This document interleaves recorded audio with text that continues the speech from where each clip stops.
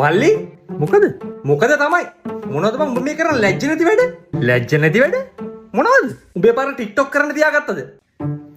දැන් TikTok කරන එක කොහොමද ලැජ්ජ නැති වැඩක් වෙන්නේ? උඹට ලැජ්ජ නැති උනාට යකෝ මට ලැජ්ජයි. හොඳට ඉගෙන ගත්ත එකේ නේද පැත්ත කරලා පාඩු හිටපන් උගත්කම තියාගෙන. හරි මුලින් කියන්නකෝ යා මගේ TikTok දැකලා තියෙනවද? එකක් දෙකක් දැකලා තියෙනවා. දැකලා තියෙනවා නම් දන්නව ඇතිනේ. මං ඒවල කතා කරන්නේ වැදගත් දේවල්. ඊයේ දාපු වීඩියෝ එකේ තිබ්බේ පිටසක්වල ජීවීන් ගැන. පෙරේද දැම්මේ quantum physics ගැන. අනික මොකෝ මේ ලැජ්ජ වෙන්නේ මම මොකෝ රිදි බාගෙන දන්නටම නෙවෙයිනේ. වැදගත් දේවල් මම දාන්නේ. ඒ වුණාට නෙවෙයි. එහෙම තමයි මේ අද කාලේ ඒ වගේ ටෙක්නොලොජිස් යූස් කරලා තමයි දැනුම් බෙදා ගන්න ඕන. දැන් තාත්තා දන්නවද උඹව කරනවා කියලා? මම දන්නේ නැහැ. හිටපන්කො මං තාත්තගේ අහන්න. ඒතකොට තාත්තා උඹට කියලා දෙයි වැදගත්කම ගැන හොඳේ?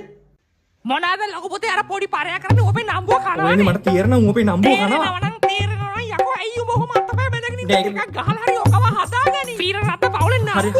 හරි. මට පොඩි වෙලාවක් දෙන්න ලොකු තාත්තේ මං අද මේක කතා කරනවා. සුනිල් බාප්පේ අනේ සෝරි මමත් දැක්ක මමත් නේ ඊයේ දන්නේ. මේ මන්ද නම්බුව කනවා තාත්තේ. අද්දට දෙන්න අන්ති දෝස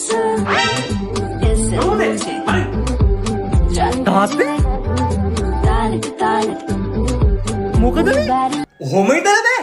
වරින් පොඩි ඩාන්ස් එකක් දාන්න මම මේ TikTok එකක් කරනවා. යකෝ ඊයේ මන් දාපු ඩාන්ස් එකට ලක්ෂ 2ක් views. මම ෆලෝ කරලා තියෙන TikTok එකේ. මොකක්? අයියෝ TikTok එකේ සර්ච් කරපන් නෝටි පෙරේරා කියලා. මාව එන්නේ. කෙලින්ම ලයික් කරලා ෆලෝ කරලා හැම වීඩියෝ එකම රීපෝස්ට් කරන්න තෝරන. ඈ? Sacabou.